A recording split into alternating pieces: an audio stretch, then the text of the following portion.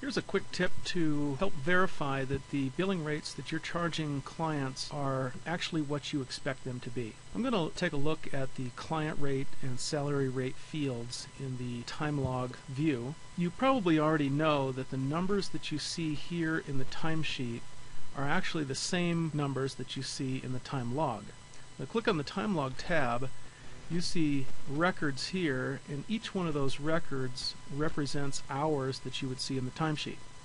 So what we want to do is check each one of these records to make sure that it contains the billing rates that you expected when billing clients. So let's go ahead and go to the View menu and choose Columns.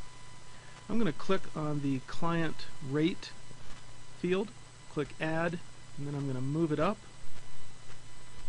Same thing with the salary rate. And one other field I'd like to put in is the Billed column. I'm going to go ahead and click Add. So we have Billable and Billed. Go ahead and click Close. That changes this view a little bit.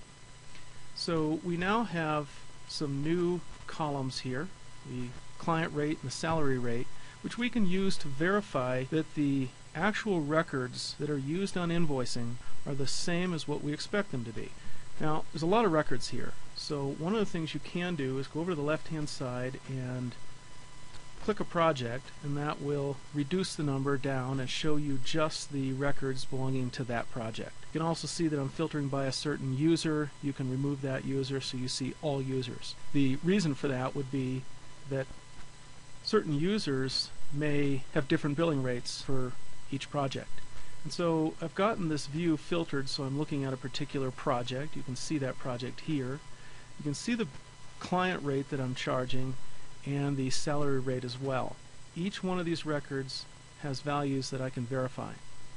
Now, you've probably also realized that if you go to the Tools menu and choose Projects, that each project can have a different billing method, a different salary method.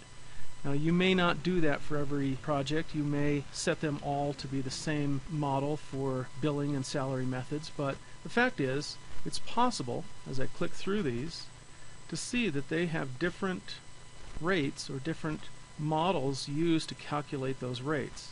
And so this is an important thing to check, making sure that all of these projects have the correct billing and salary calculations that you expected, and then also checking these salary rates.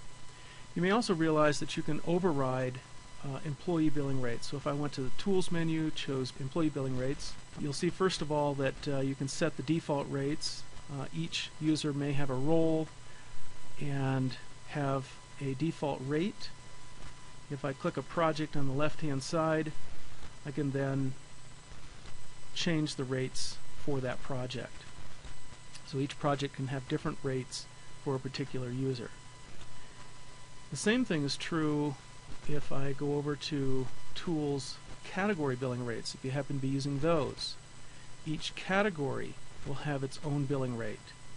And then if I go over to a particular project, click on a project, you can then set the rates for each category for each project. So it really depends upon how your projects are billing, but ultimately it resolves down to time logs. When the employee puts time into the timesheet, they're going to have a certain number of hours multiplied by a client rate or a salary rate, and that's going to result in the final billing rate.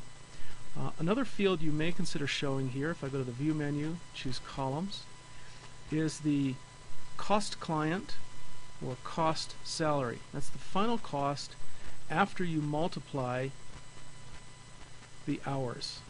So here we've got a case, 8 hours, $120 per hour, $960 for this time log. Each time log will be different. So this is just a simple way for you to verify those billing rates for your projects.